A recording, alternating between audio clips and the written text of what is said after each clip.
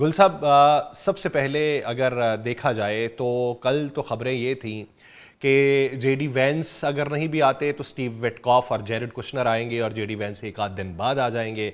फिर ये भी थी कि मुज़ाकरात का जो राउंड है वो आज के दिन होगा। CNN इसे रिपोर्ट करता है, बैनुल अक़वामी मीडिया रिपोर्ट करता है। फिर एकदम से खबरें ये आती हैं कि जेडी वेंस नहीं आ रहे, दौरा मौखर है, ईरान की तरफ से मुस्बत जवाब नहीं आ रहा। फिर डोनाल्ड ट्रंप जो है वो एक ट्वीट कर देते हैं कि मैं पाकिस्तान की दरख्वास्त के ऊपर सीज़ फायर को आगे बढ़ा रहा हूँ। पसे पर्दा क्या चीज़ें चल रही हैं?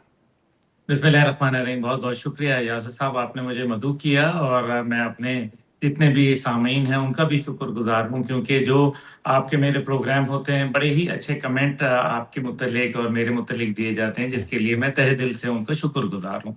देखिए, जहाँ तक ताल्लुक है सूरत हाल, मेरा ख्याल है कि ये बिल्कुल जो मीडिया रिपोर्ट कर रहा था, इंटरनेशनल मीडिया, कि अमेरिका के दौरा यहाँ पाकिस्तान में मुतवक्का है। पहले आपको याद है कि स्टीव विटकॉफ और जेरेड कुशनर के लिए कहा गया, लेकिन जेरेड कुशनर और स्टीव विटकॉफ के ऊपर ना पहले एतमाद था ईरानी साइड को, और ना अब है।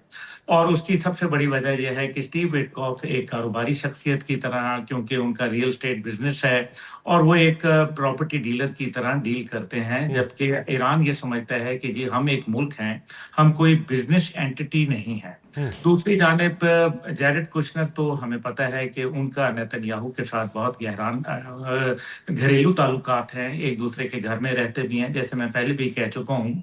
लेकिन मकसद यहाँ यह है कि एक आदमी जिनका नाम जेडी वेंस है, वो माजी के अंदर भी जंग के मुखालिफ रहे, और एक फ़र्क उनकी अप्रोच है, और फिर ये मुस्तकबिल के एक सदर के तौर पर एक मजबूत कैंडिडेट के तौर पे भी देखे जाते हैं। इस वजह से ईरान ये चाहता है कि अगर उसने कोई ऐसा काम करना है तो एक ऐसे आदमी के साथ करे जिससे मुस्तकबिल में भी उसके लिए आसानियाँ पैदा हों, और ये ना हो कि जो आज मुआहदा कर लें। जिस तरह से आपने देखा कि 2015 में जब मुआहदा हुआ, तो उस टाइम पे बराक ओबामा का सेकंड एडमिनिस्ट्रेशन थी, और उसके बाद 2018 में डोनाल्ड ट्रंप ने उसको खत्म कर दिया। ईरान ये कहता है कि जी कंटिन्यूटी ऑफ पॉलिसी कोई नहीं है, एक सदर आता है, मुआहदा करता है, दूसरा आता है, वो खत्म कर देता है। तो एक तो इनकी सबसे बड़ी वजह ये है कि जेडी वेंस को वो इसलिए चाहते हैं। सही। दूसरी जानिब जेडी वेंस के साथ एक कंफर्ट जोन के अंदर भी चले गए, और हद यह है कि जाहिर है एक अरसा दराज, आपको पता है, निस्फ सदी का किस्सा है, कोई आज की बात नहीं। और आपस में तलखियाँ थीं, बातचीत नहीं थी, सिफारती ताल्लुकात मुनक़ता।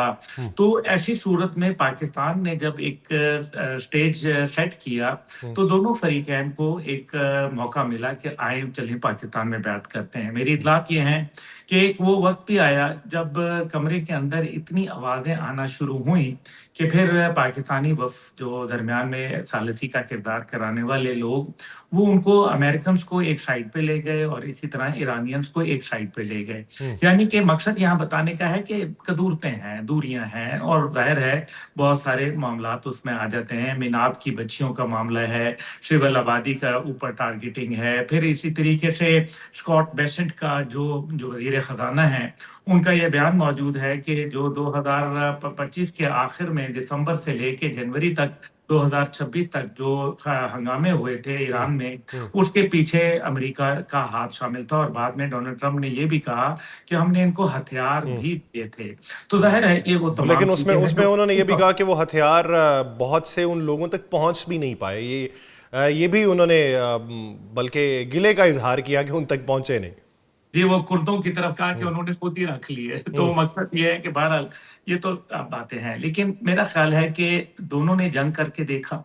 अभी आए हम प्लसेस और माइनसेस देख लेते हैं। अमेरिका के हालात के ऊपर बहुत सारी चीज़ें, बातें कही जा रही हैं।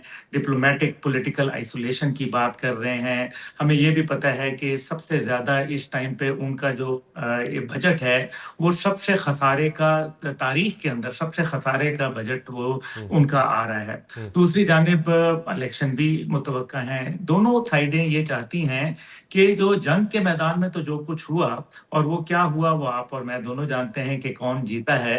वो ज़ाहिर है जो जीता है उसी के साथ फिर ज़ाहिर है वो मुज़ाकरात तो कभी ना करते। अगर वो जीत चुके होते अमेरिका, तो मुज़ाकरात तो फिर तभी किए जाते हैं ना जब आपको जो आपने मतलूबा अहदाफ थे वो हासिल न कर पाए हो। बहरहाल, हम्म। हम्म। अब दूसरी जानिब जो है ईरान को भी देख लीजिए। ईरान का मसला ये है कि ईरान ने भी जंग में ये उसको पता है कि वो मुकम्मल ना अमेरिका के अड्डे जो है वो ख़त्म कर सकता है, ना हम्म। अमेरिका को वो बराह रास्त कोई नुकसान पहुंचा सकता है, क्योंकि अमेरिका उससे बहुत दूर बैठा है, तकरीबन 11-12 हज़ार किलोमीटर दूर बैठा है। हम्म। दूसरी जानिब जो है वो ये भी पता है कि ईरान के अंदर इस सारी सिचुएशन में 20 लाख लोग बेरोज़गार हुए हैं और ये एक बहुत बड़ा नंबर है।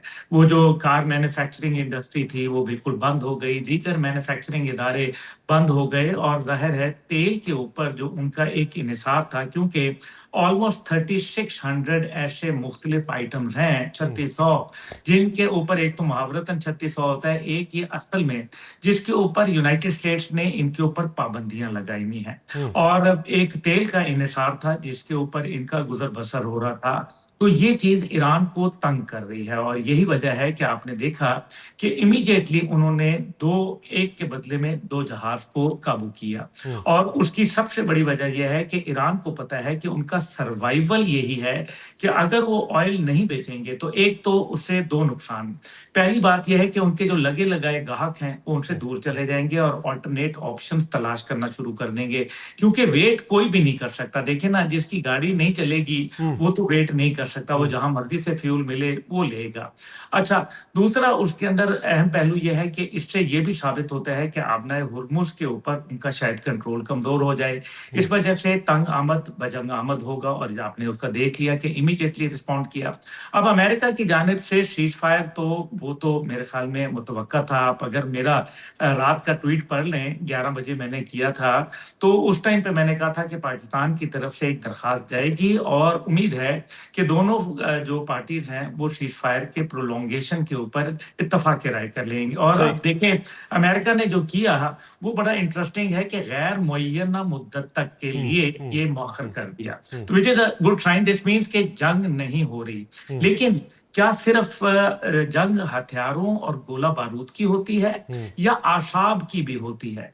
अब आशाब की जंग जो है वो तो 28 फरवरी से शुरू है और ये अभी तक जारी है। और मेरा ख्याल है कि इस टाइम पे जो पाकिस्तान में एक माहौल बन चुका था और दुनिया की एक्सपेक्टेशंस ये थी कि वो पाकिस्तान में दुनिया के मुस्तकबिल का फैसला होने जा रहा है और अमन और सलामती जो है वो इंशाल्लाह ताला इस सारे प्रोसेस में से बरामद होगी। अब उसके ऊपर मेरा ख्याल है कि दोनों जो पार्टीज हैं वो ये चाहती हैं कि किसी सूरत ये स्टेज खत्म भी ना हो, हम्म। लेकिन अनाएं भी मौजूद हैं